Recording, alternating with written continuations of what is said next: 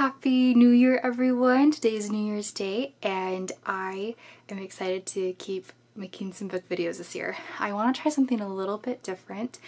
I have been basically trying to do like a monthly wrap up every month with like all the books that I read, quick like mini reviews and thoughts about them.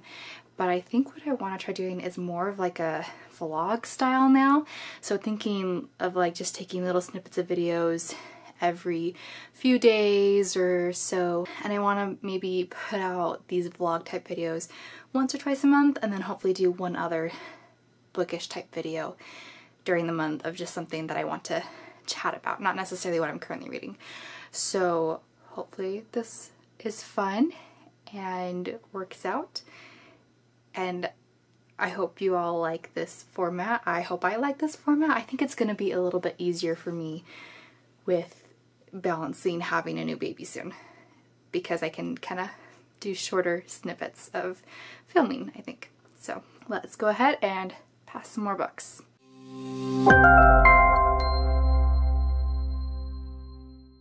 So I just wanted to start out real quick by talking about kind of where I am with my reading right now.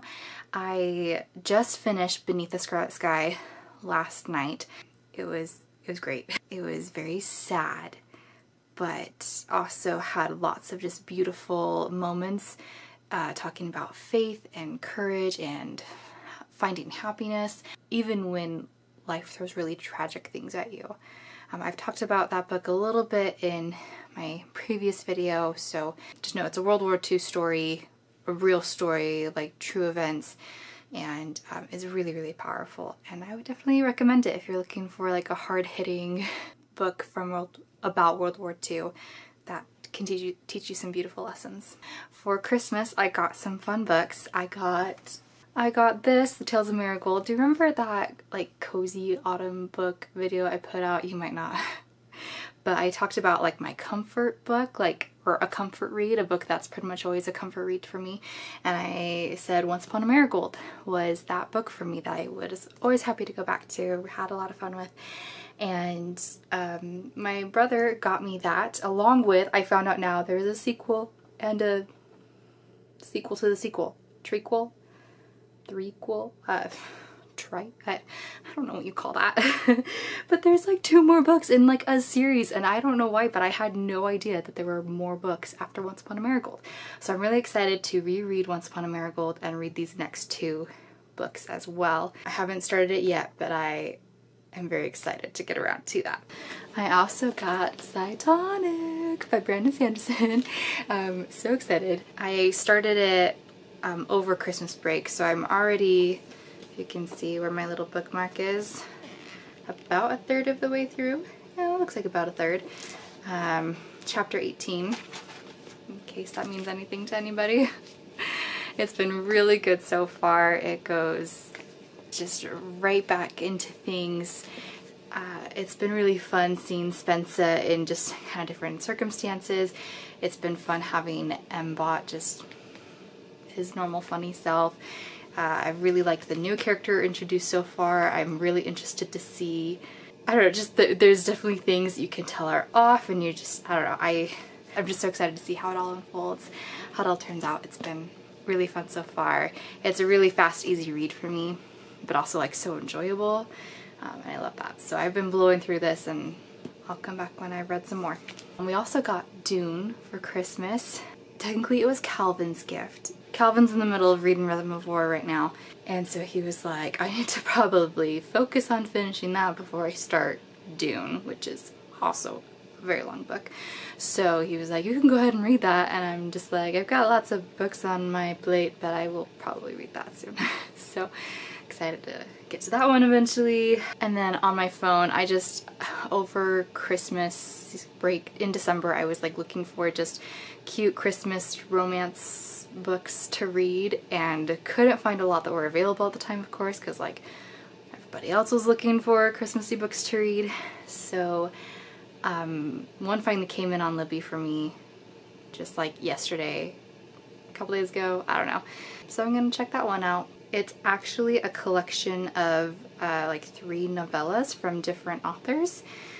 just all Regency Christmas time. So the overall collection I believe is called A Christmas Promise, and the one I especially want to read is by Joanna Barker. I read like a summary premise of it and it sounded really fun and kind of different, so we'll try some of those, see how they go, see how fun they are. And I think that's about where I am at the start of January, and I'll come back and tell you more once I've read more. Okay, so it's just a few days later and I just finished Cytonic today. Today's the 3rd? Okay, yeah, so it's like 2 days later. I had so much fun. This was just such a fun adventure and I don't even know where to start. I loved how this adventure was something that like Spencer herself fell in love with. This like kind of quest that she was on, like it felt like a kind of like a real story, and she kept saying it feels like I'm in a story, and that's just been such a big part of like her character and what she like longs for, to feel like the hero in a story. So it was really cool seeing that kind of come to life for her and become an interesting conflict in the story. What I really love about the Skyward series is that Spence's character goes through so much growth, but like in every book there's always something that she's learning from and growing from, and some way that she's developing. So like in the first book she made like so much growth, so much progress, learning about like what cowardice really means and what courage really means, and learning to belong somewhere. In the second book she went into like a lot of new situations that were really stretching for her, really hard for her. And well, she also learned a lot about just like diversity and learning to trust people and not judge people. She learned so much in like the first 2 books, and it's really cool to see her come back in this 3rd book and again still learn so much about herself and about emotions and still more people in this universe. It's so cool to see that just, you know, all the aliens in this universe, they're so diverse and come from such different perspectives and points of view. And it's really cool to see that like these different cultures and these different ideas, that like they all like have a place. It was also really cool to see Mbot grow a lot. Spoiler, he starts really becoming like aware of himself and developing emotions, and he keeps asking like, what are these emotions even for? I don't understand, like what use could they possibly have? And there was just a lot of really interesting questions asked about that and the emotions that he's developing and trying to deal with and work through. And so that was a very interesting thing to think about, why we have the emotions we do. Okay, and Chet. Loved Chet. He was just such a fun character from the beginning, and it was really interesting seeing him find out like who he really was in the end, because in the beginning he's just lost all his memories because the nowhere has taken them, kind of thing. And I definitely didn't guess the twist. I was really worried that he was gonna turn out to like be a bad guy, like a really bad guy, like have a secret vendetta to like ruin things or something. I don't know, like just in the beginning it kind of felt like that, and I'm pleased with the twist of finding out who he was, and seeing his growth too was really, really cool. I don't want to get into spoilers too heavy here, but I have some thoughts about, there's one part in the end that now that I think about it, I'm like, wait, how did that actually work? That almost seems a little bit too much like a plot, like, and this had to happen, so it happened. I might have to go back and reread like the last chapter or so to try to figure out like, did this really, does that actually work with all the like kind of rules and expectations that were kind of set up? I was satisfied with the ending. It was really cool and great, and some great character moments and sacrifices and things. So like it was really fun. I really enjoyed it. I just realized there's kind of like one moment of what happens to Chet that I'm like, does it actually work that way?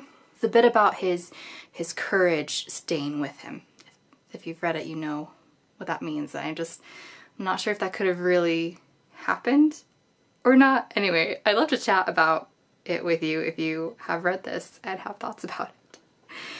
But overall, I just was so satisfied with just such a fun cast of characters. Even like the pirates, like Peg. Peg was so fun. Loved Peg. Just there were so many fun characters that I just loved getting to hang out with, and it was a fun-paced plot. Like I said, the adventure aspect of it was just so fun to just kind of get lost in and go along for the ride. And I will say I'm really, really excited now to actually read the 3 novellas that came out around the same time that Cytonic did. I know that there's 2 novellas that technically take place before Cytonic does, so kind of during Starsight, theoretically. And then there's one that takes place kind of during and after Cytonic, I believe. So anyway, I'm really excited to read those and get just a bit of a fuller story of what was happening while Spensa was gone for this whole time. I'm sensing that there's some really cool stuff that happened while she was gone that I'm excited to find out about, which I think will get me even more excited for book 4, the end of this series. So overall, just had such a fun time with this. I think there's a lot that you could really discuss about this book and all the characters in it and all these themes, which is really fun that it's such a fun story, but also like so easy to talk about these ideas that Sanderson is playing with. So anyway, super fun read. First read of the year. I read it super fast, but it was good and it was easy to read and so fun. Okay, I'm back. So I think last time I mentioned this like collection of some Regency romance novellas that I had gotten on Libby that came in. I've been reading them and wanted to catch up on them. The collection is called A Christmas Promise, and the first one, I don't remember the name. It has to do with Belle, the word Belle. It's by Joanna Barker, and it was really fun. I really like Joanna's writing style from what I've seen of her so far, and I haven't read a ton of her books. I think I actually only read one other novella, but I follow her on Instagram too. I've seen like little snippets of her excerpts, and I just think that she's an author of proper romance that I jive with her style pretty well. So I like her, and I liked the story. It's a fun little premise. It's these twin sisters who end up spending the holiday with this lord, I guess? Not a lord, I don't know, a gentleman. His mother's invited a few ladies over because she wants to marry him off, and the one sister is like, the older twin sister is like really excited because she kind of likes him and she's eager to get married, and she's the one that, you know, she's the oldest, so she should get married, but she gets really sick. And so she asks her sister, her twin sister, to switch places with her and pretend to be her to keep him from getting like too monopolized by the other girls there, you know, before, you know, she wants to like have a chance, right? So she reluctantly agrees and switches places and is not the greatest at pretending to be her sister because she's a little outspoken, but starts getting to know this guy, and they actually, of course, start getting closer and it all gets complicated. But anyway, it's so fun. It's just a fun premise. I think it's just kind of fun to see it play out, and I thought it was well done. There are definitely like little moments here and there that I was like, okay, that was a little cheesy or whatever, but no, overall it was really fun. Probably my biggest complaint about it, and most Regency novels that are written not in the actual Regency era, probably one of my biggest complaints about these books is that like the main couple, they always find so many times to be alone together, and they're not supposed to be. They're supposed to be chaperoned. They should not be like having lots of steamy kissing scenes. And this one didn't have like that many alone times and not too many kissing scenes. Like there was a pretty decent balance, but I just feel like there were still at least 2 occasions where they shouldn't have been alone, but they were. And it just bugs me a lot that happens so often in these books, and I just wish that there was a little more attention to the propriety of the time sometimes. But that's just something that happens in a lot of books, and I get it, because at the same time you want like a steamy kissing scene, right? I don't know. So anyway, it was overall really fun and well done. That was the first book in the collection too, so then I was like, well, might as well try the other ones and see if they're fun, see if I like them. Started the second one and it was instantly not very exciting. So there's this poor woman who is like herding some sheep, and this man who is like her really good friend, they like have really strong feelings for each other, and he's like a little bit higher up, like he's not just like a simple villager like she is, right? He has a little bit of money, potential to really like increase his standing in society, and basically they're like in love and wanting to get married. But then this guy's older brother is like really manipulative and is trying to like make his brother like get into parliament so that he can like influence politics through his brother. And he's like, this like sheep herder girl does not fit into my future plans for you. And the guy is like, well, you don't control my life, I'm gonna get married anyway. And so they're planning to like take advantage of some new law and get married really fast. And of course they're worried about how the brother is going to maybe potentially thwart them. But it took like a lot of chapters to kind of get to this point, and there was just so much that was just written kind of like average, and it just wasn't very interesting, and it wasn't like I wasn't getting to a twist or something like new. And it also felt very melodramatic, like the whole time the woman Miriam, I think, she would be like, oh, how I love him, when it's in her perspective, thinking about Jacob. Is Jacob his name? Just thinking, oh, how I love him, oh, how good he is to me, oh, how... And it was just so often that. And even in Jacob's perspective too, it was sometimes like, oh, how he loved her, like not quite as melodramatic in tone, but still like the whole time they're just both like, oh, I love him or her so much. And it was just like, why? We don't really get to see all the backstory, but it felt very much like the author was trying to convince me that they were like super, super in love.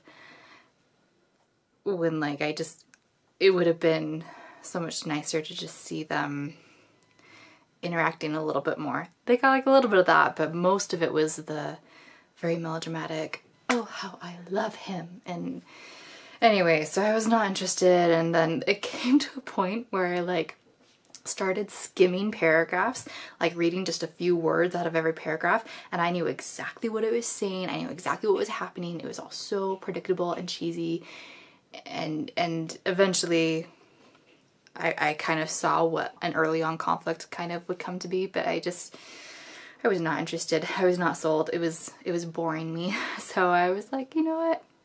I'm done. It was not for me. So I just skipped it and went to the third one to see if maybe this one would be a little bit better for me. And it was. So the third one, what is it called? I don't remember what the third one's called either. I don't remember any of these names. Anyway, I'll like put it on the screen or something. So the third one is about this young woman who only has her father left in her family, and Christmas is a really special time of year for them, but he's been like fighting in like the Napoleon Wars for like 10 years and is finally coming home because the war's finally over, and she is like convinced that he's coming home for Christmas and she can't wait. And she's trying to get everything perfect. And then she finds out he's not coming home. Instead, this like captain who knew her father, this young handsome captain, he comes and he says, I'm sorry, your father's like delayed in London and he won't be able to make it for Christmas. I'm so sorry. And she's like brokenhearted by this because she has been just like waiting to have like the perfect family Christmas back together with her father, and she's devastated. And so she decides to pick herself up and go to London and find her father, and she like won't take no for an answer. And then the captain realizes that she's like just going off to London and decides, I've gotta like, well, he realizes it's a really bad idea because there's kind of a reason that her father, it's like alluded to that there's a reason her father isn't coming, and that like it would be bad for her to go to London and just find out whatever it is. And so he's like, I've got to go stop her. And so he goes after her.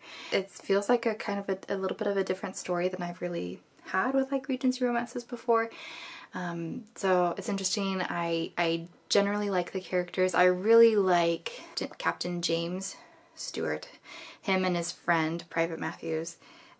They just have such a fun little friendship, a fun relationship, and like it was like in the second chapter that I got to see them interacting, and I just instantly was like, you guys are so fun. I had so much fun just reading them interacting.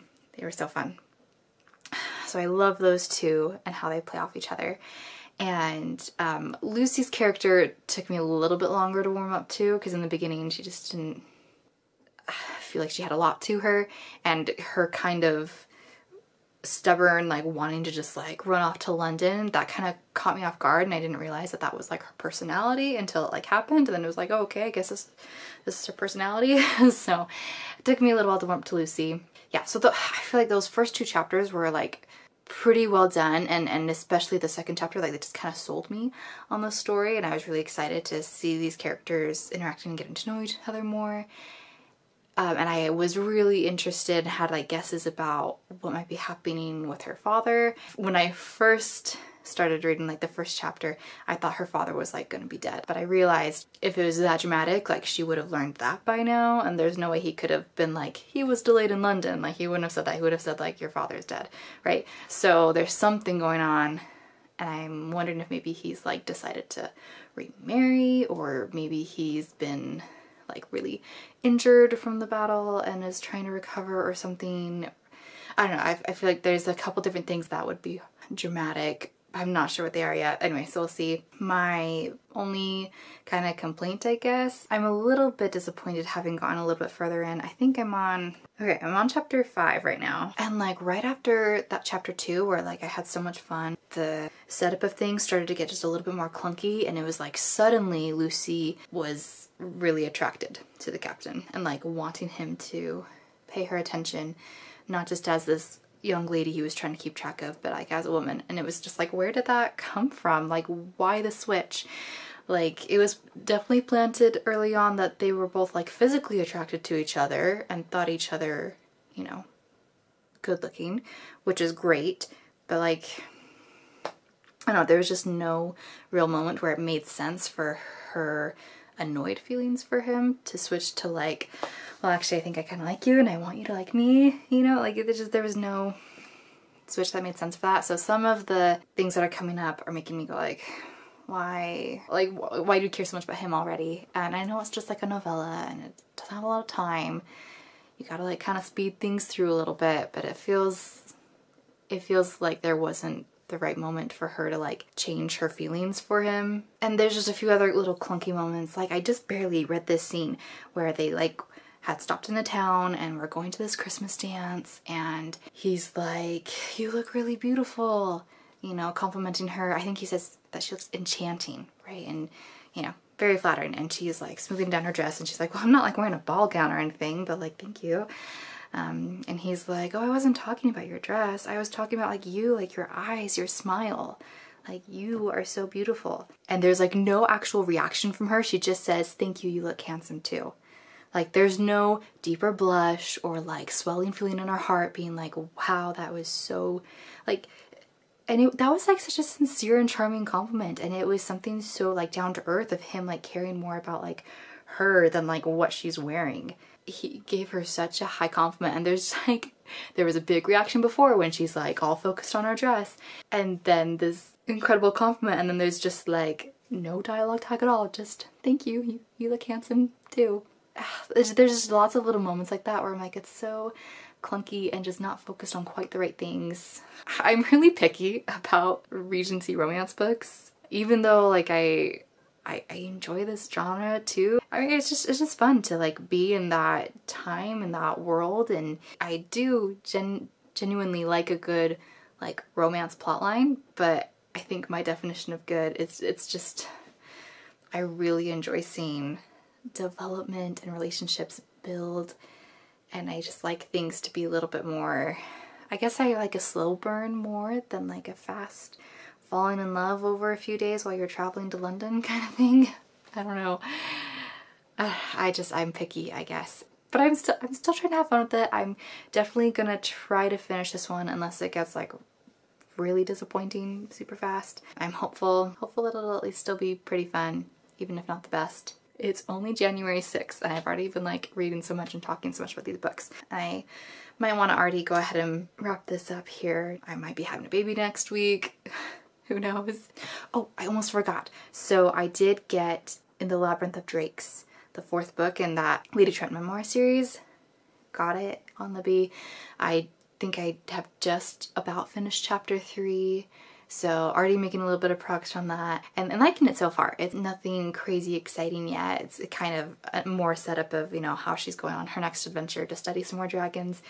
And it's been just, you know, more of that infuriating. Everybody thinks she shouldn't do anything because she's a woman, but she's gonna find a way to study these dragons anyway. So I'm excited to see what kind of trouble she gets into and what kinds of things she finds, and it should be fun. So I'm having a good time reading so far this month, this year even, and I'm excited to see what other books I get to pick up soon.